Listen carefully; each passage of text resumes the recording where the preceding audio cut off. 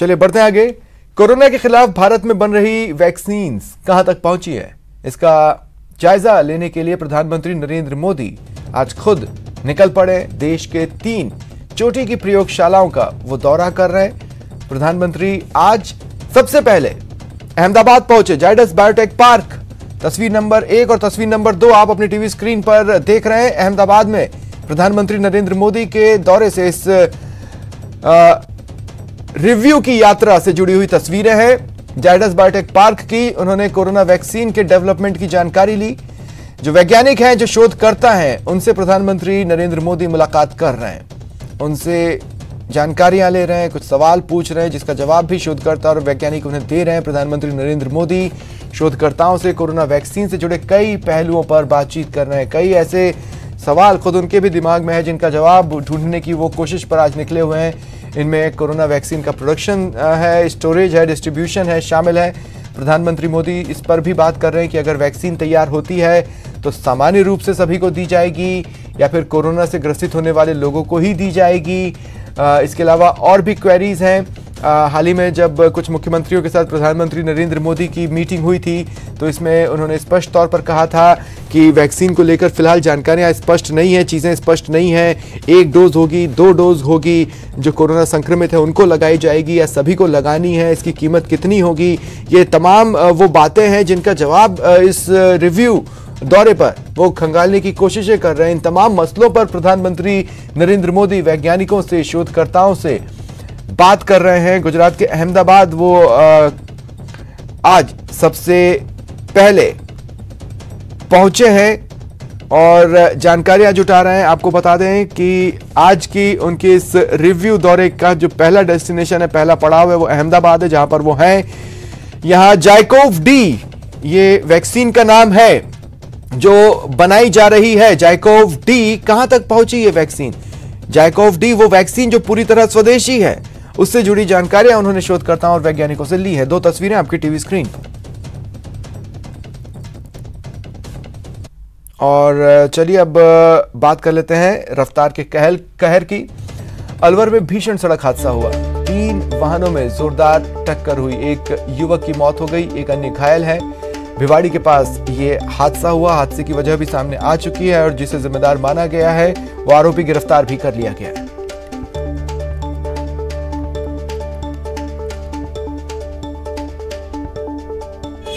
Accident होने की सूचना मिली थी, जिस पर मौके पे पहुंचा। मोटरसाइकिल पर जो 2 व्यक्ति घायल थे उनको हॉस्पिटल रवाना करवा दिया है और गाड़ी साइड में करवा दी है, जिनको चौकी पे ले जाया जाएगा और एक्सीडेंट किस कारण से हुआ है उसकी जांच की जा रही है। इधर भरतपुर में भी रफ्तार का कहर दिखा। ट्रैक्टर ट्रॉली से एक बाइक जा टकराई। बाइक सवार युवक की मौत हो गई, 2 अन्य घायल हुए जिन्हें इलाज के लिए अस्पताल में भर्ती करवा दिया गया है। उज्जैन तिराहे के पास यह हादसा हुआ।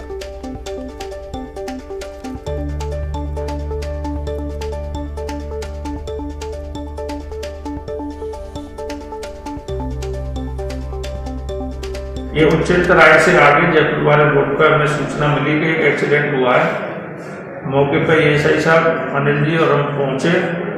वहाँ पर एक मृत हो गया था जिसका नाम कुलदीप है। 2 घायल हुए, उनको लेके हम सीधे आर्मी हॉस्पिटल में लेके आए और उनको भर्ती कराया गया। तेवर चौराहा हमने जैसे पार किया तो आगे मेरी आंखें बंद हो गई, कुछ पता नहीं चला। शायद साइड से हमें लगता है साइड से किसी ने दिया है, पीछे से आके साइड से किसी ने दिया है। भरतपुर की साइड से मगो सिमनी की तरफ जा रहे थे।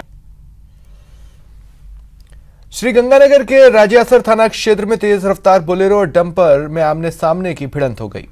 हादसे में बोलेरो सवार 4 लोगों की मौत हो गई।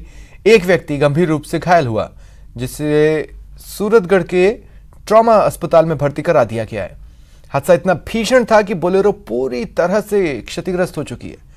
वहीं बोलेरो में 4 मृतक के शव बुरी तरह से फंस गए, जिन्हें बाहर निकालने में अच्छी खासी मशक्कत करनी पड़ी। फिलहाल पुलिस शिनाख्तगी में जुटी है।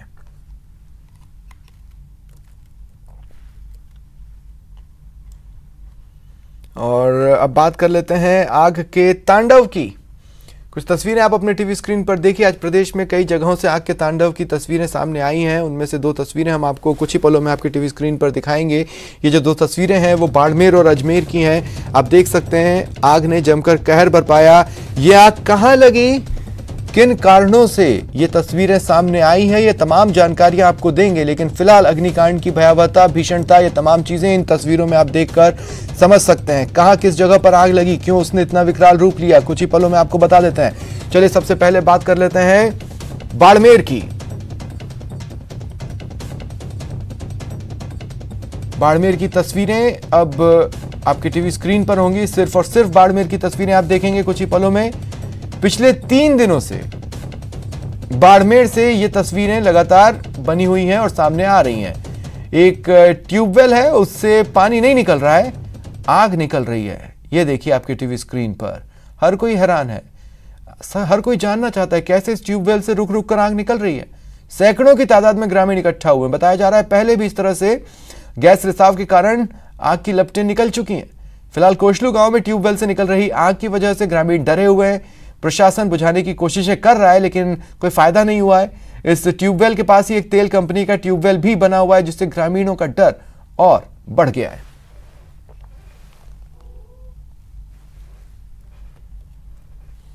जानकारी मिली है कि कोई एक जो बोरवेल के लिए जो खोदा गया था, एक कोई ट्यूबवेल, तो उसमें बेसिकली पानी तो नहीं है, लेकिन कुल मिलाकर के आग की लपटें निकलने का एक मामला मेरे भी संज्ञान में आया है। मैंने इमीडिएट जानकारी मिलते ही मौके पे तहसीलदार और एसडीओ को भेजा है। अभी वो मौके पे गए हुए हैं और उनको ये भी निर्देश दिए गए हैं कि संबंधित एजेंसी से संपर्क करके और ये जो बोरवेल है इसको बंद कराया जाए, ताकि किसी भी प्रकार की जो जनहानि है उसको मतलब जो टाला जा सके। आसपास लोगों को भी सावचेत किया गया है।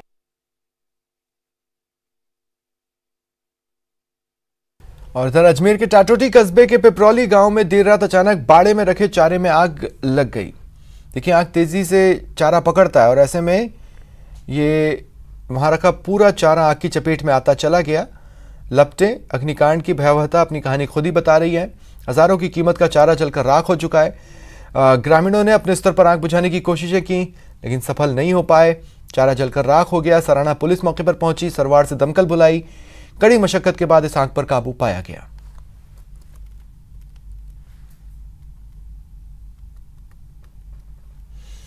और इधर करौली में आग लगने से एक दर्जी की दुकान खाक हो गई। शॉर्ट सर्किट से आग लगी। सिलाई मशीन समेत कपड़े जलकर खाक हो गए। घटना नई मंडी थाना क्षेत्र के जगदम्बा मार्केट की है। दुकान मालिक दिनेश चंद्र ने कहा लाखों रुपए का नुकसान हुआ है।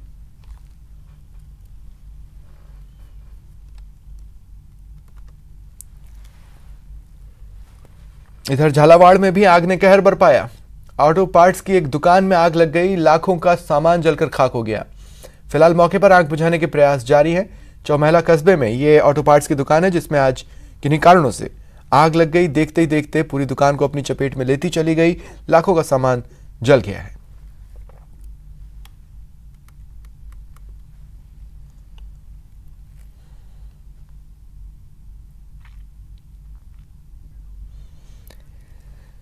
मुख्यमंत्री अशोक गहलोत आज प्रदेश को कई सौगातें देने वाले हैं। चिकित्सा और स्वास्थ्य विभाग को वो ये सौगातें दे रहे हैं। वर्चुअल तकनीक के जरिए लोकार्पण होगा।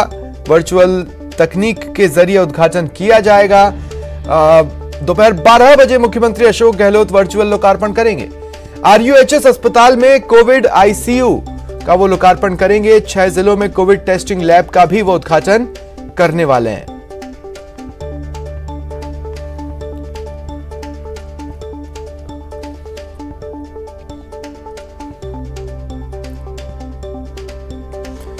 तो 12 बजे का कार्यक्रम है जब ये लोकार्पण समारोह, ये उद्घाटन समारोह होगा। वर्चुअल तकनीक के जरिए मुख्यमंत्री अशोक गहलोत खुद कार्यक्रम से जुड़ेंगे और RUHS अस्पताल में कोविड ICU का वो लोकार्पण करने वाले हैं। देखिए खुद मुख्यमंत्री भी विभिन्न मंचों पर ये कह चुके हैं कि तैयार रहिए, दूसरी लहर आ सकती है। पहले तो उस लहर को आने से रोकना है। हालांकि कुछ जगहों पर महसूस की जा रही है कि शायद दूसरी लहर आ भी चुकी है। बहरहाल कोरोना के खिलाफ हमें जंग में तैयार रहना है, सतर्क रहना है और इसी कड़ी में ये एक अहम सौगात आज मरुधरा के लिए रहने वाली है। ज्यादा जानकारी के लिए बात करेंगे सहयोगी गोवर्धन से। गोवर्धन, क्या जानकारी है? 12 बजे ये कई डिजिटल लोकार्पण करेंगे, जिसमें जयपुर में एक तो RUHS में कोविड ICU के 70 वार्ड हैं, उनका लोकार्पण करेंगे। इसके अलावा करीब 6 शहरों में कोरोना जांच लैब, माइक्रोबायोलॉजी लैब हैं, वो नई खुलने जा रही हैं। तो इन 6 शहरों में भी अब कोरोना की जांच हो सकेगी और इन शहरों के लोगों की जांचें बाहर नहीं जाएंगी, वहीं हो पाएंगी। तो ये भी एक राजस्थान के लगभग जिले हैं वो कोविड टेस्ट वाली फैसिलिटी से इक्विप्ड हो जाएंगे। साल भर के भीतर अगर मेडिकल इंफ्रास्ट्रक्चर की बात की जाए तो उसमें लगातार इजाफा किया जा रहा है और कोरोना की दूसरी लहर को देखते हुए अब जो प्रायोरिटी इस बात की दी जा रही है कि कोविड की जांच के जो सेंटर हैं, जो लैब है, वो सारे शहरों में बन जाए। इसके तहत आज 6 और शहरों में ये कोविड टेस्ट की जो लैब है वो मुख्यमंत्री उनका लोकार्पण करेंगे। साथ ही जोधपुर के MDH हॉस्पिटल में भी कुछ सुविधाओं का लोकार्पण है, वो किया जाना है। ये लोकार्पण आज से 2 दिन पहले होना था, लेकिन अहमद पटेल कांग्रेस के जो वरिष्ठ नेता हैं, उनकी डेथ की वजह से इस प्रोग्राम को पोस्टपोन किया गया था और ये प्रोग्राम अब आज होने जा रहा है। वर्चुअली सारे जो लोकार्पण है वो किए जाएंगे। मुख्यमंत्री यहाँ से वीडियो कॉन्फ्रेंसिंग के जरिए इन सब कामों का लोकार्पण करेंगे। जी, कौन से 6 जिले या वो शहर हैं जहाँ पर ये लैब खुल रहे हैं? देखिए, उसमें प्रतापगढ़ है, नाथद्वारा है, हनुमानगढ़ है, जैसलमेर है, ये शहर हैं जहाँ पर ये कोविड जांच है वो उसकी सुविधा स्थानीय स्तर पर मिलेगी। हालांकि अगर साल भर की अगर बात की जाए, साल भर से कम समय में काफी कुछ कोविड टेस्ट को लेकर के काम यहाँ पर हाथ में लिया गया है। बाकी राज्यों की तरह यहाँ पर भी जो कोविड टेस्ट लैब की सुविधा, पहले यहाँ पर जब कोविड आया था उस वक्त national institute of virology Pune की लैब में जांच के लिए सैंपल भेजे जाते थे, लेकिन करीब 8-9 महीने में के भीतर अब स्थितियां अलग हो चुकी हैं। अब लगभग टारगेट ये किया गया है कि हर जिला मुख्यालय पर कोविड टेस्ट की जो सुविधा है वो उपलब्ध करवा दी गई है। और अब क्योंकि आज नाथद्वारा में बन गई है, तो नाथद्वारा जिला हेडक्वार्टर नहीं है, लेकिन एक आस्था का बड़ा केंद्र है और वहां पर भी अब कोविड टेस्ट की सुविधा है वो स्थानीय लोगों को। शुक्रिया तमाम जानकारी के लिए, आप नजर बनाए रखें। देखिए, दिल्ली के पास किसान डेरा डाले हुए हैं। केंद्रीय कृषि कानूनों को वापस लेने की मांग लगातार उठा रहे हैं। अब इस लड़ाई में मरुधरा के किसान भी शामिल हो रहे हैं। हुंकार भर दी गई है। प्रदेश के किसान आज दिल्ली कूच करेंगे।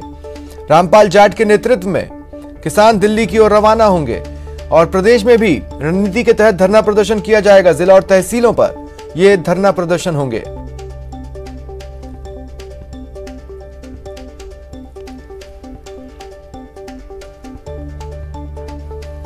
दिल्ली के आसपास जो जंगसा मैदान बना हुआ है उसमें और किसान सिपाही मरुधरा से शामिल होने के लिए आज निकलने वाले हैं। दिल्ली का कूच करेंगे। मांग रहेगी केंद्रीय कृषि कानूनों को वापस ले केंद्र सरकार। रुकते हैं ब्रेक के लिए। और दौसा से बड़ी खबर है। यहां करंट की वजह से एक बड़ा हादसा सामने आया है। इस हादसे में बुआ और भतीजे की मौत की खबर है। बताया जा रहा है कि नहाने के दौरान ये हादसा हुआ। बिचलवास रोड पर यह घटनाक्रम सामने आया है।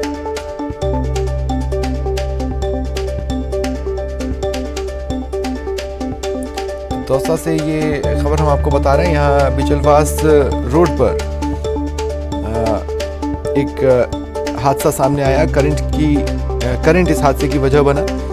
बुआ और भतीजा की इस घटनाक्रम में मौत हुई है।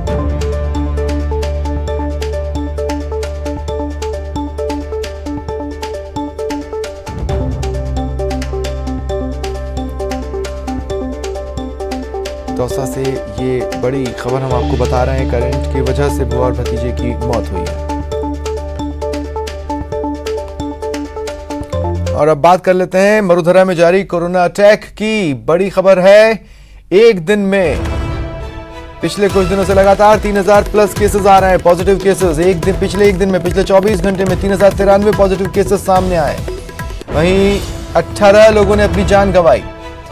पहला केस जो प्रदेश में सामने आया था उसके बाद से अब तक जितने कोरोना पॉजिटिव केसेस सामने आए उसकी संख्या 2,60,000 के पार जा चुकी है। वहीं अब तक 2,255 लोग अपनी जान गंवा चुके हैं। एक्टिव केसेस की संख्या भी अब प्रदेश में बढ़ रही है।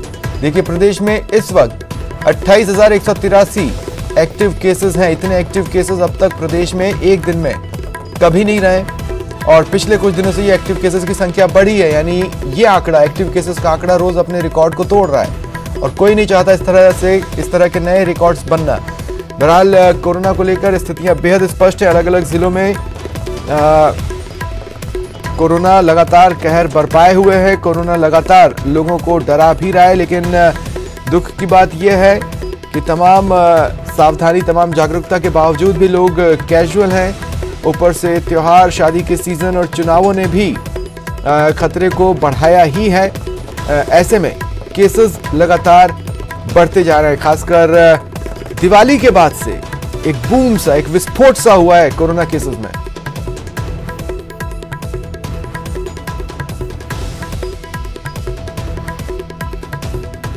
और इस वक्त मेरे कुछ सहयोगी मेरे साथ जुड़ रहे हैं। जयपुर से सहयोगी सचिन शर्मा मेरे साथ जुड़ रहे हैं, कोटा से सहयोगी शाकिर मेरे साथ जुड़ रहे हैं और उदयपुर से सहयोगी कपिल श्रीमाली मेरे साथ जुड़ रहे हैं। कपिल, क्या ओवरऑल कोरोना को लेकर स्थिति इस वक्त उदयपुर में है?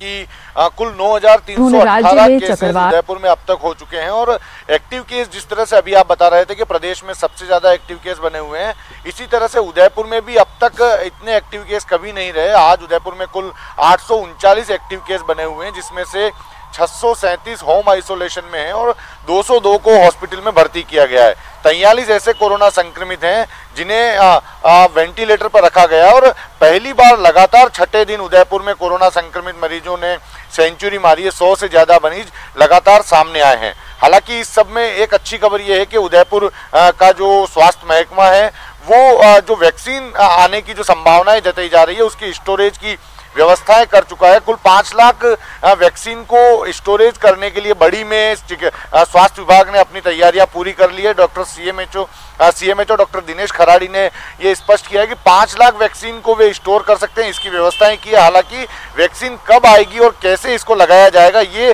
केंद्र और राज्य सरकार के निर्देश पर आगे तय किया जाएगा, लेकिन एक दिन में 50,000 वैक्सीन लगाई जाए इसके लिए जो चिकित्सा विभाग है वो तैयारियां कर चुका है। जी स्वप्निल। शाकिर, कोटा में क्या तस्वीरें रही हैं पिछले 24 घंटे की?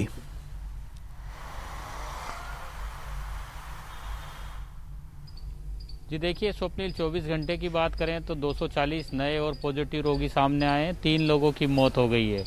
पॉजिटिव रोगियों की तादाद पिछले कई दिनों से लगातार 200 से 250 के बीच में नए पॉजिटिव रोगी सामने आ रहे हैं और ये आंकड़ा जो है नगर निगम चुनाव और दीपावली के त्यौहार और शादियों के जो सीजन आया है उसके बाद से बढ़ने लगा है। लगातार जिस तरह से पॉजिटिव रोगियों की तादाद में बढ़ोतरी हो रही है, जिला प्रशासन अलर्ट है। लगातार जो है जागरूकता के लिए अभियान भी चलाए जा रहे हैं। पुलिसकर्मी भी जो है सड़कों पर उतर के मास्क वितरित कर रहे हैं, प्रशासनिक अधिकारी भी कर रहे हैं, जनप्रतिनिधि भी कर रहे हैं, लेकिन आम जन जो है अभी भी लापरवाही बरत रहा है और इसी का नतीजा है कि पॉजिटिव रोगियों की तादाद में बढ़ोतरी हो रही है। कोटा के रामगंज मंडी और इटावा में अब निकाय चुनाव है, आज से प्रचार अभियान शुरू हो जाएगा, तो वहाँ पर भी जो है कोरोना का खतरा जो है बढ़ सकता है अगर वहां पर एहतियात नहीं बरती गई। स्थानीय प्रशासन ने हालांकि ताकीद कर दिया है तमाम जो प्रत्याशी हैं, राजनीतिक पार्टियां हैं, उनको के गाइडलाइन की पालना की जाए, लेकिन ग्रामीण इलाकों में अगर कोरोना पैर पसारता है तो कोटा के लिए बड़ी चुनौती होगी, क्योंकि चिकित्सा विभाग की टीमें लगातार जुटी हुई है और कोटा के अस्पताल में जो मेडिकल कॉलेज अस्पताल है उसमें लगातार रोगी पहुँच रहे हैं। ऑक्सीजन पर भी जो है बहुत सारे रोगियों को रखा गया है। 100 से ज़्यादा रोगी ऐसे हैं जिनको ऑक्सीजन लगाया गया है। इसके अलावा जो आइसोलेशन सेंटर जो था जिसको बंद कर दिया गया था कुछ दिन पहले जब कोरोना से राहत मिल गई थी, उसको वापस शुरू किया जा रहा है। यानी जो है पॉजिटिव रोगियों की तादाद में लगातार बढ़ोतरी हो रही है। आम जन अभी भी एहतियात बरतने में जो है कहीं ना कहीं कोताही बरत रहा है। बाज़ारों में भीड़ जो है वो साफ तौर पर नज़र आ रही है। मास्क जो है वो कई सारे लोग अभी भी मास्क को नहीं लगा रहे हैं, कोरोना को हल्के में ले रहे हैं। इसी का नतीजा है कि पॉजिटिव रोगियों की तादाद में लगातार बढ़ोतरी हो रही है। जी स्वप्निल। सचिन, कहना चाहता हूं कि जैसे देखिए ये साल की शुरुआत और अब तक का सफ़र ऐसा रहा कि जैसे सुरसा का मुंह है और वो खुलता ही जा रहा है।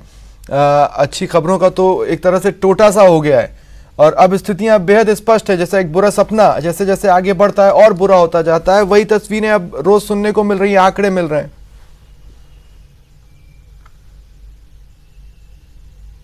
बिल्कुल स्वप्निल, यदि पूरे प्रदेश की यदि हम बात करें तो 2,60,000 का आंकड़ा पार हो चुका है और इन जो टोटल पॉजिटिव केसेस हैं इनमें से अगर हम रिकवरी और डिस्चार्ज केसेस की संख्या को देखें तो करीब करीब 2,30,000 केसेस जो हैं वो रिकवर हुए हैं और डिस्चार्ज हुए हैं। यानी 30,000 का आंकड़ा एक बहुत बड़ा आंकड़ा है जो पूरे प्रदेश का हाल बताता है कि किस तरह से पूरे प्रदेश में अभी भी कोरोना पॉजिटिव केसेस जो हैं वो या तो अस्पतालों में इलाज ले रहे हैं या होम आइसोलेशन या क्वारंटीन होकर के इलाज ले रहे हैं। जहाँ तक बात करें सरकार के प्रयासों की तो सरकार की ओर से लगातार प्रयास जारी हैं, चाहे वो जो जागरूकता अभियान था जिस तरह से मुख्यमंत्री अशोक गहलोत ने 2 दिन पहले ही इसकी अवधि जो है वो 31 दिसंबर तक बढ़ा दी। उन्होंने कहा कि अभी जागरूकता अभियान और चलाया जाना चाहिए क्योंकि लोगों को जागरूक करना बहुत ज़रूरी है। सोशल डिस्टेंसिंग और मास्क लगाने जैसे जो गाइडलाइंस हैं उनकी पालना में कहीं ना कहीं चूक हो रही है, उसी की वजह से ये केसेस बहुत तेज़ी से बढ़ रहे हैं। इसके अलावा अगर हम बात करें राजधानी जयपुर की तो राजधानी जयपुर में भी रोज़ाना 600 से ऊपर केसेस आ रहे हैं। 643 केसेस जो हैं पिछले 24 घंटे में कल भी शाम तक दर्ज किए गए। इसके अलावा मौतों की बात करें तो पूरे प्रदेश में जहां एक और 18 से 19 मौतें रोजाना दर्ज हो रही हैं, वहीं राजधानी जयपुर, जोधपुर और अजमेर ये 3 जिले ऐसे हैं जहां सबसे ज़्यादा मौतें दर्ज हो रही हैं। उसके बाद कोटा एक ऐसा जिला है जहां पे पिछले 2-3 दिनों में मौतें बड़ी संख्या में दर्ज हो रही हैं, जहां फिगर 3 या 4 के आसपास बना हुआ है। तो ऐसे में ये देखा जा सकता है कि पूरे प्रदेश में करीब 7 या 8 जिले ऐसे हैं जहां सबसे ज़्यादा कोरोना पॉजिटिव केसेस सामने आ रहे हैं, जहां विस्फोट कोरोना का ज़्यादा हो रहा है और इसके अलावा वहां मौतें भी जो हैं वो ज़्यादा दर्ज की जा रही हैं। तो ऐसे में राज्य सरकार ने एहतियात के तौर पर पहले ही इन 8 जिलों में रात का कर्फ्यू लगा दिया है। धारा 144 जो है पूरे प्रदेश में लागू की गई है।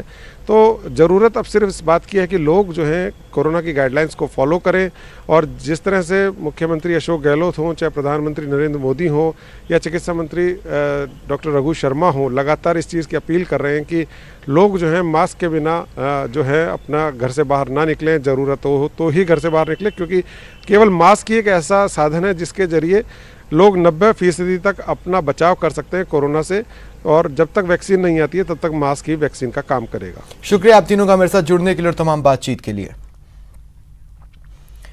और बड़ी खबर मिल रही है, बूंदी एसीबी की बड़ी कार्रवाई सामने आई है। इंद्रगढ़ नगर पालिका में यह कार्रवाई की गई। फर्जी पट्टे के आरोप में 4 लोग पकड़े गए।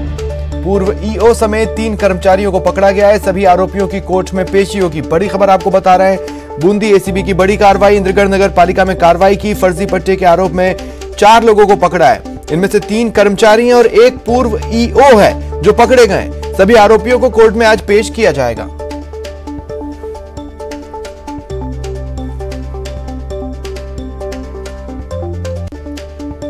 फिलहाल इतना ही, नमस्कार।